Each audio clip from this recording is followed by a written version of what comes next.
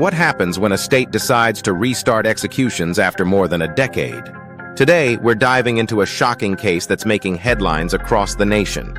South Carolina is about to carry out its first execution in 13 years, and the story behind it is nothing short of gripping. Get ready for a tale that intertwines justice, controversy, and the chilling return of capital punishment. We'll explore the case of Freddy Eugene Owens, a man whose journey through the justice system has been as twisted as the crimes he's accused of committing. This isn't just about one man's fate. It's a story that raises profound questions about our justice system, the ethics of the death penalty, and the lengths a state will go to in order to resume executions. So fasten your seatbelts, dear listeners. We're about to embark on a journey into the heart of one of the most controversial issues in American justice. This is The Real Crime Diary, Daily Dose of Crime, and today's episode is one you won't want to miss. Let's dive into the case of Freddy Eugene Owens, a man whose story is as complex as it is chilling. In 1997, Owens was convicted of murdering Irene Graves, a clerk at a Greenville convenience store. But this wasn't the end of Owens's violent path. While in custody, Owens committed another shocking crime. He fatally attacked a fellow inmate, Christopher Lee, in a brutal assault that he later confessed to in disturbing detail. This second killing would cast a long shadow over Owens' case, influencing every subsequent legal proceeding. Owens' journey through the justice system has been anything but straightforward. He's had multiple death sentences overturned on appeal, only to end up back on death row each time. It's a legal roller coaster that's stretched on for over 2 decades. Now Owens faces his final appeal. His lawyers are fighting tooth and nail, claiming everything from his innocence in the original murder to brain damage from childhood trauma. It's a last-ditch effort to save his life, with the clock ticking down to what could be South Carolina's first execution in 13 years. Now let's dive into the heart of this story, South Carolina's 13-year execution hiatus. It's a tale that reads like a suspense novel, but with very real consequences. For over a decade, South Carolina's death chamber has been silent, not because of a change in policy or a sudden wave of clemency, but due to a seemingly mundane issue. They couldn't get the drugs for lethal injections. It's almost unbelievable, isn't it? A state's entire capital punishment system ground to a halt over pharmaceutical supply issues. But South Carolina wasn't content to let sleeping dogs lie. In a controversial move, they decided to add the firing squad as an execution method. Yes, you heard that right. The firing squad in 2024. It's a method that conjures images of the Wild West, not modern-day America. But that's not all. To jumpstart executions, South Carolina also passed a shield law. This law keeps the identity of drug suppliers secret, along with much of the execution protocol. It's a move that's raised eyebrows and sparked heated debates about transparency in the justice system. And there's more. The state has switched to a new lethal injection protocol using just one drug, pentobarbital. It's a method that mirrors federal executions, but it's not without its critics. As we peel back the layers of this story, one thing becomes clear. The path to restarting executions in South Carolina has been anything but straightforward. It's a stark reminder of the complex and often controversial nature of capital punishment in America. As the clock ticks down to Freddy Eugene Owens' execution, his legal team has been working tirelessly to save his life. Their efforts have centered around several key arguments that challenge the very foundations of his conviction. First and foremost, Owens' lawyers have raised questions about his actual guilt. They argue that prosecutors never presented scientific evidence proving Owens pulled the trigger in the 1997 murder of Irene Graves. The chief evidence against him came from a co-defendant who pleaded guilty and testified against Owens. But in a dramatic twist, just 2 days before the scheduled execution, Owens' attorneys provided a sworn statement from Stephen Golden, contradicting his trial testimony and claiming Owens wasn't even in the store during the crime.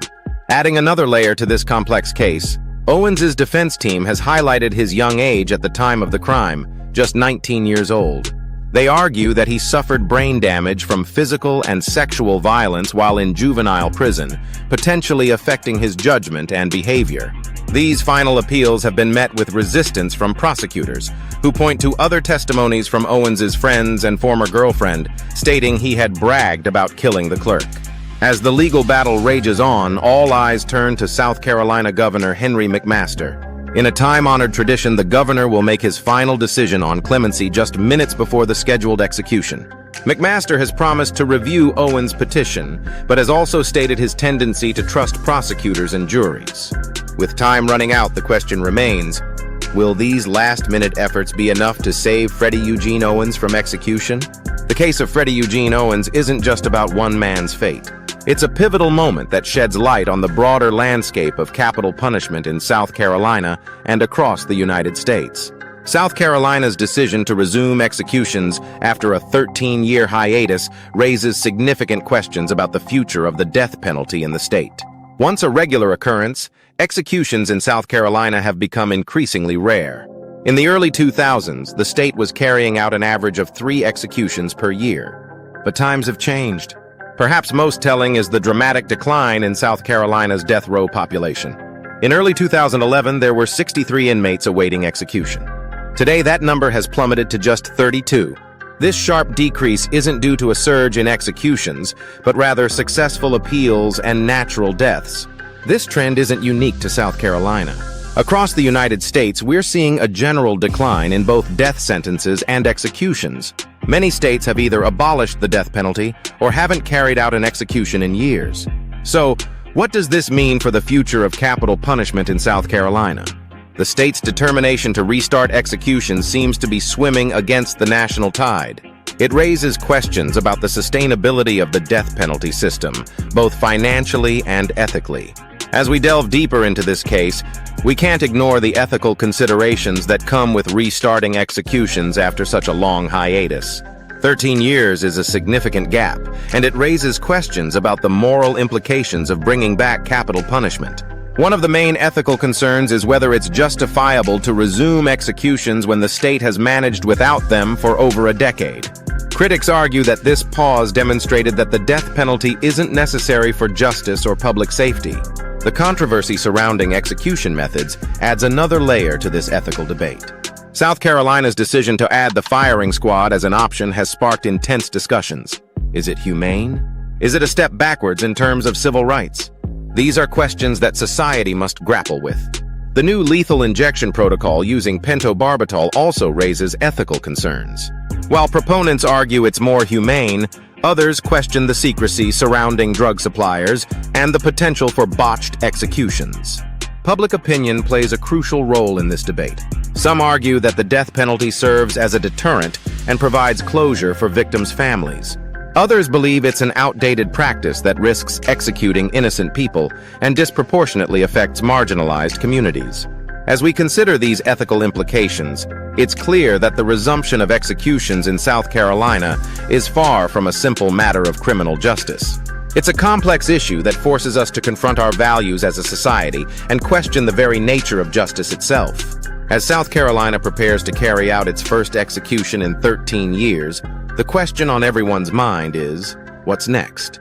This execution could potentially open the floodgates for more to come. In fact, 5 other inmates are already out of appeals, and the state's Supreme Court has cleared the way for an execution every 5 weeks.